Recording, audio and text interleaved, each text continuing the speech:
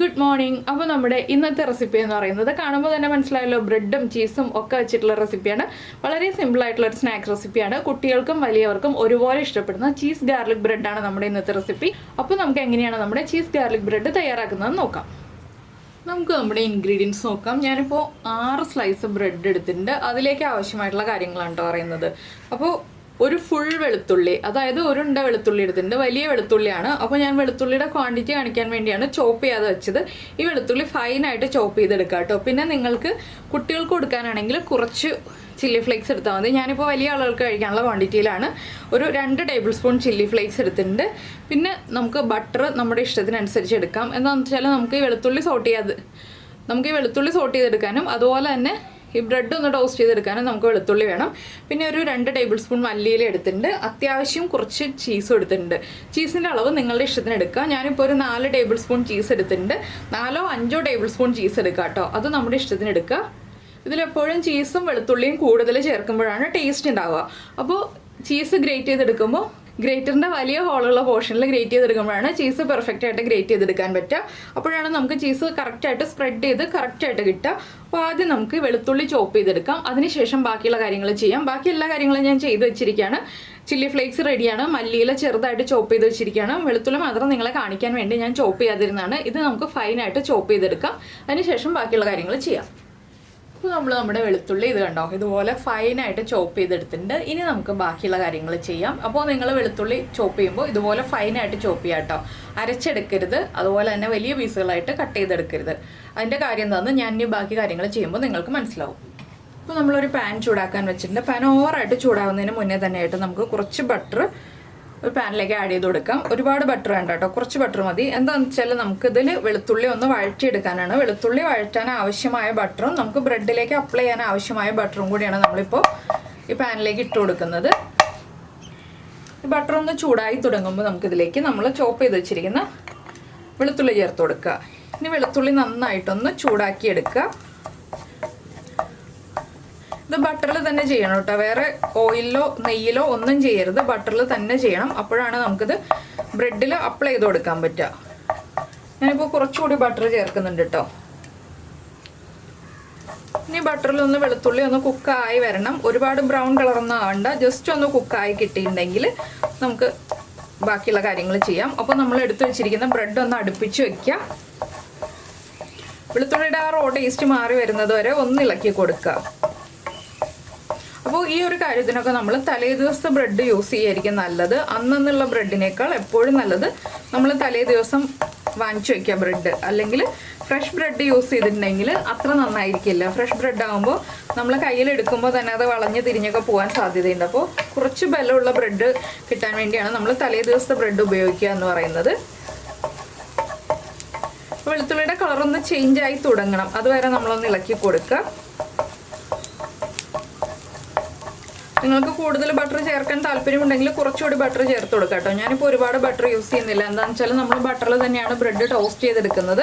അപ്പോൾ കുറച്ച് butter use ചെയ്തിട്ട് നമുക്ക് ഇങ്ങനെയുള്ള കാര്യങ്ങളൊക്കെ വഴറ്റിയെടുക്കാം. ഇതിലേക്ക് നമുക്ക് മല്ലിയിലേക്ക് പകരമായിട്ട് ഒറിഗാനോ അല്ലെങ്കിൽ പാഴ്സ്ലി ഒക്കെ യൂസ് ചെയ്യാം കേട്ടോ. മല്ലിയില നമ്മുടെ കയ്യിൽ എപ്പോഴും ഉള്ളതുകൊണ്ടാണ് ഞാൻ മല്ലിയില ചേർക്കുന്ന കാര്യം പറയുന്നത്. അപ്പോൾ ഞാൻ 2 സ്ലൈസ് ബ്രെഡിൽ ഒറിഗാനോയാണ് ചേർക്കുന്നത്, 4 സ്ലൈസ് ബ്രെഡിൽ മല്ലിയിലയാണ് ചേർക്കുന്നത്.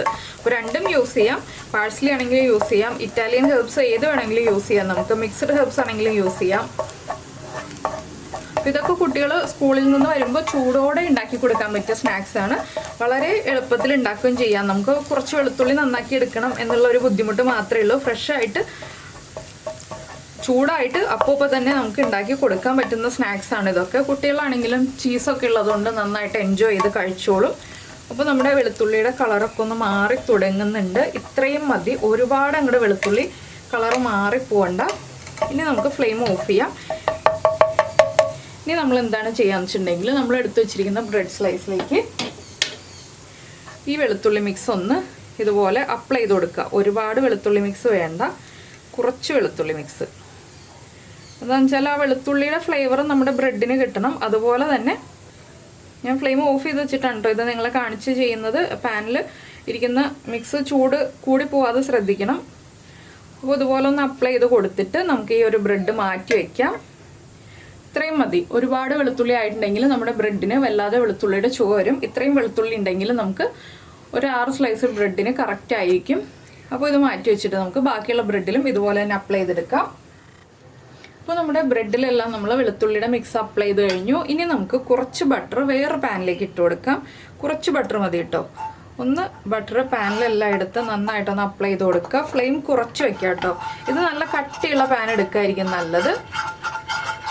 പാനിലെല്ലായിടത്തും ഒരുപോലെ ബട്ടർ അപ്ലൈ ചെയ്ത് കൊടുത്തിട്ട് നമ്മൾ ഈ എടുത്ത് വെച്ചിരിക്കുന്ന ബ്രെഡ് ഉണ്ടല്ലോ, നമ്മൾ വെളുത്തുള്ളി അപ്ലൈ ചെയ്ത ഭാഗം മുകളിൽ വരുന്ന രീതിയിൽ വെച്ച് കൊടുക്കുക.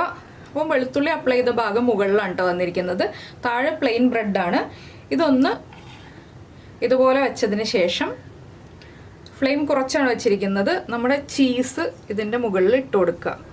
ചീസ് നന്നായിട്ട് തന്നെ സ്പ്രെഡ് ചെയ്തിട്ട് കൊടുക്കുക. ഇതെന്താണെന്ന് വെച്ചാൽ നമുക്ക് ഓവനിൽ വെച്ചും ചെയ്യാവുന്നതാണ്. ഓവനിൽ വെച്ച് ചെയ്യുമ്പോൾ നിങ്ങളുടെ അവൻ്റെ ടെമ്പറേച്ചർ അനുസരിച്ച് സെറ്റ് ചെയ്യുക. പല അവനിലും പല ടെമ്പറേച്ചർ ആയിരിക്കും. അപ്പോൾ അതുകൊണ്ടാണ് ഞാൻ അവൻ്റെ ടെമ്പറേച്ചറിൻ്റെ കാര്യം പറയാത്തത്. ഇതിപ്പോൾ നമ്മൾ പാനിൽ വെച്ചായിരിക്കും കൂടുതൽ വീട്ടമ്മമാരും ചെയ്യുന്നത്. അപ്പോൾ ഇതുപോലെ നമ്മൾ ചീസ് വെച്ച് കൊടുത്തതിന് ശേഷം കുറച്ച് മല്ലിയില അല്ലെങ്കിൽ നമ്മുടെ ഇറ്റാലിയൻ ഹെർബ്സ് ഏതാണോ നമ്മുടെ കയ്യിലുള്ളത് അതൊന്ന് ഇതുപോലെ ഇട്ട് കൊടുക്കുക.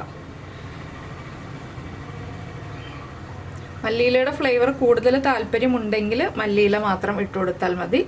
ഇറ്റാലിയൻ ഹെർബ്സ് ആണ് കൂടുതൽ താല്പര്യമെങ്കിൽ ഇറ്റാലിയൻ ഹെർബ്സ് ഇട്ട് കൊടുക്കുക. ഒരു സമയത്ത് 2 സ്ലൈസ് ബ്രെഡിൽ കൂടുതൽ വെക്കേണ്ട, നമുക്ക് എടുക്കാൻ ബുദ്ധിമുട്ട് വരും. അപ്പോൾ ഞാനിപ്പോൾ ഒരു ബ്രെഡേ വയ്ക്കുന്നുള്ളൂ. എന്താണെന്ന് വെച്ചാൽ എൻ്റെ പാൻ ഒരുപാട് വലിയ പാനല്ല. ഇനി നമുക്കിതൊന്ന് അടച്ചു വെക്കണം. നമ്മുടെ ചീസ് ഒന്ന് മെൽറ്റായി വരണം. ഇത് അടച്ചു വെച്ചിട്ട് നമ്മളൊരു ഗ്ലാസ്സിലിട്ട് കൊണ്ട് തന്നെ അടച്ചു വയ്ക്കാൻ ശ്രദ്ധിക്കുക. നമ്മുടെ ചീസ് മെൽറ്റായി കിട്ടുന്നത് നമുക്ക് കാണണം.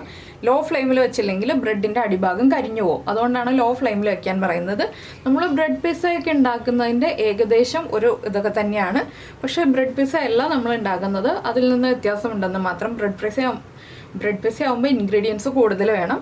അപ്പോൾ ഇനി ഇതൊന്ന് ചീസ് മെൽറ്റായി തുടങ്ങുമ്പോൾ നമുക്ക് ബാക്കിയുള്ള കാര്യങ്ങളൊക്കെ ആഡ് ചെയ്യാം. നിങ്ങൾക്ക് സോസ് വേണമെങ്കിൽ സോസ് ജസ്റ്റ് ഒന്ന് ഡ്രിസിൽ ചെയ്ത് കൊടുക്കാം കേട്ടോ. ഒരുപാട് വേണ്ട, ലാസ്റ്റ് ഡ്രിസിൽ ചെയ്ത് കൊടുക്കാം.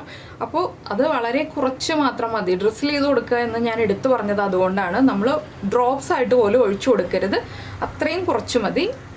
സോസിനേക്കാൾ ഇതിൽ കൂടുതൽ ചേരുന്നത് നമ്മുടെ ചില്ലി ഫ്ലേക്സ് തന്നെയാണ്. അപ്പോൾ ചീസ് ഒന്ന് മെൽറ്റായി വരട്ടെ. അപ്പോൾ നമ്മുടെ ചീസ് ഒന്ന് മെൽറ്റായി തുടങ്ങുന്നുണ്ട്. ഈ ഒരു സ്റ്റേജ് ആകുമ്പോൾ നമ്മൾ എന്താ ചെയ്യാന്ന് വെച്ചിട്ടുണ്ടെങ്കിൽ നമ്മുടെ ചില്ലി ഫ്ലേക്സ് ഉണ്ടല്ലോ, കംപ്ലീറ്റ് ചീസ് മെൽറ്റ് ആവുന്നതിന് മുന്നേ തന്നെയായിട്ട് ചില്ലി ഫ്ലേക്സ് ഇട്ട് കൊടുക്കുക. എന്താണെന്ന് വെച്ചാൽ ചില്ലി ഫ്ലേക്സ് ആ ചീസിലേക്ക് ഒന്ന് പിടിച്ചു വരാൻ വേണ്ടിയാണ് നമ്മൾ ഈ ഒരു സ്റ്റേജ് ആകുമ്പോൾ ചില്ലി ഫ്ലേക്സ് ഇട്ട് കൊടുക്കേണ്ടത്. പിന്നെ ഞാൻ ഇതിലേക്ക് ഉപ്പൊന്നും ആഡ് ചെയ്തിട്ടില്ല. എന്താണെന്ന് വെച്ചാൽ ഞാൻ യൂസ് ചെയ്യുന്നത് സോൾട്ടഡ് ബട്ടറാണ്, അതുകൊണ്ടാണ് ഉപ്പ് ആഡ് ചെയ്യാതിരിക്കുന്നത്. വലിയ ആളുകൾക്കായതുകൊണ്ടാണ് കേട്ടോ ഞാൻ ഇത്രയും ചില്ലി ഫ്ലേക്സ് ചേർക്കുന്നത്. കുട്ടികൾക്കാണെങ്കിൽ നിങ്ങൾ ഇതുപോലെ ചില്ലി ഫ്ലേക്സ് ചേർക്കേണ്ട. ഇനി നമുക്ക് ഒന്നുകൂടി ഒന്ന് അടച്ചു വെച്ചിട്ട് ചീസ് ഒന്നുകൂടി മെൽറ്റായി കഴിയുമ്പോൾ പാനിൽ നിന്ന് മാറ്റാം. അപ്പോൾ നമ്മൾ ഒരു 4-5 സെക്കൻഡും കൂടി ചില്ലി ഫ്ലേക്സ് ഇട്ട് കഴിഞ്ഞ് അടച്ചു വെച്ചിട്ടുണ്ട്. ഇത്രയും സമയം മതി. ഒരുപാട് സമയം നമ്മൾ വെച്ചിട്ടുണ്ടെങ്കിൽ ബ്രെഡിൻ്റെ അടിഭാഗം കരിഞ്ഞു പോട്ടോ. ചീസൊക്കെ ഒന്ന് മെൽറ്റായി തുടങ്ങിയിട്ടുണ്ട്. ഇനി ഞാനിതൊരു പ്ലേറ്റിലേക്ക് മാറ്റാണ്. ഇതുപോലെ തന്നെ നമുക്ക് എല്ലാ ബ്രെഡ് സ്ലൈസും ചെയ്തെടുക്കാം.